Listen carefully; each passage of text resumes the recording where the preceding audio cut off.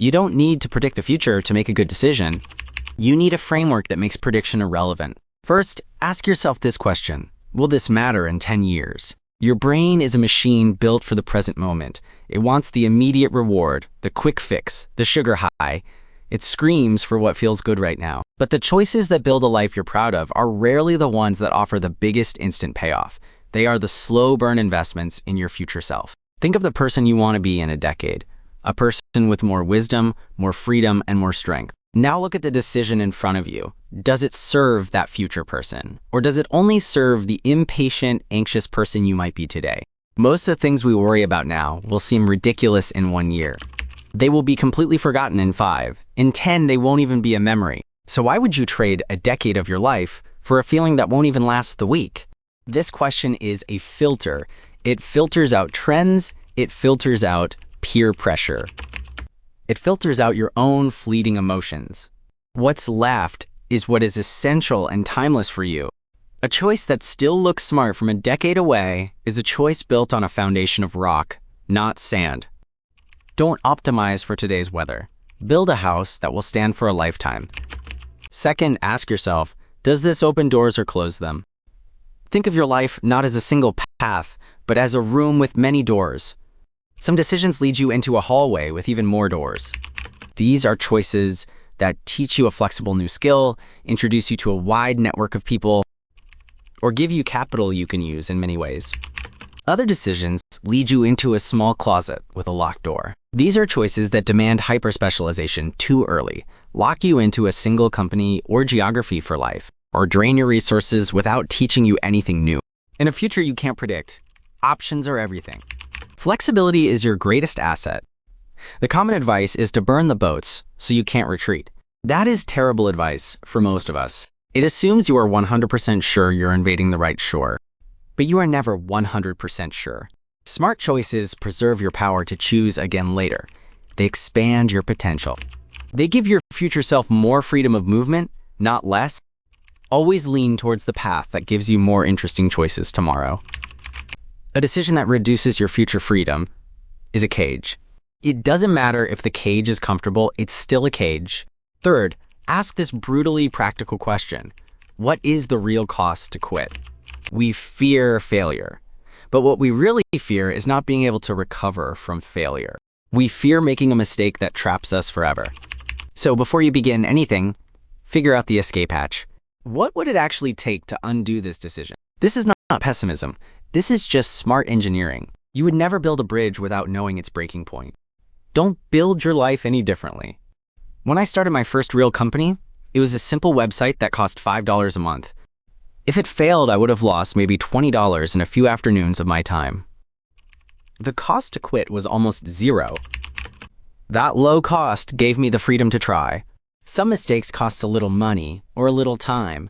These are cheap lessons, and you should make them often. Other mistakes cost your reputation, your key relationships, or a decade of your life. These are expensive, unrecoverable failures. Your goal is to avoid those. A decision is only as risky as its consequences are irreversible. So define the worst-case scenario. Be brutally honest. Can you survive it? Can you walk away? If the answer is yes, then you are free to take a bold risk. If the answer is no, you must be extremely cautious. Always play games where you can afford the losses. Then you can focus all your energy on winning. Fourth, look inward and ask, am I playing my game or someone else's? The world will hand you a map. It's a very detailed map, drawn by your parents, your teachers, your friends, and society. It shows you where to go to school, what job to get, and when to buy a house. It's a good map for someone else. Following it can bring you applause and approval, but it rarely brings deep, personal satisfaction. A life built on shoulds feels hollow. It feels like wearing someone else's clothes. The only sustainable path is your own. To find it, ignore the maps and use a compass instead. That compass is your energy and your curiosity. What topics pull you in? What problems do you find genuinely interesting? What activities give you more energy than they take? That feeling of engagement is not a luxury. It is a signal. It's a signpost pointing towards your unique contribution.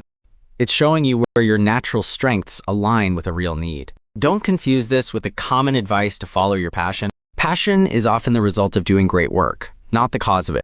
Follow your quiet curiosity. Follow that internal hum of fascination. That is the work you are built to do. A choice that aligns with that internal compass will give you the strength to push through any obstacle. A choice made to please the crowd will leave you drained and resentful. Whose applause are you seeking? Make sure it's your own. Fifth, ask the question that cuts through all complexity. What could I subtract to solve this? Our default bias is towards addition.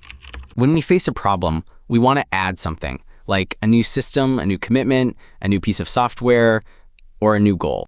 We believe more effort, more features, and more stuff will lead to a better result. This is almost always wrong. True progress often comes from subtraction.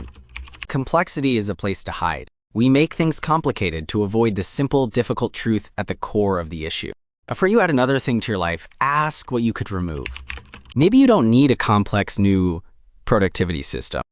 Maybe you just need to quit the 3 committees that are draining all of your time. Maybe you don't need to find a new career. Maybe you just need to subtract the 1 toxic client that makes you miserable. Removing a source of drag can be more powerful than adding a new engine. Simplicity is not a sign of lack. It is a sign of mastery. It means you have thought deeply enough about the problem to find the elegant, essential solution. So what can you remove? What old belief can you discard? What long-held commitment can you let go of? Don't just look for the next big thing to do. Look for the unnecessary thing you can stop doing. The result is more space, more focus, and more power. Don't try to be right. Just try to be less wrong tomorrow than you are today. These questions help.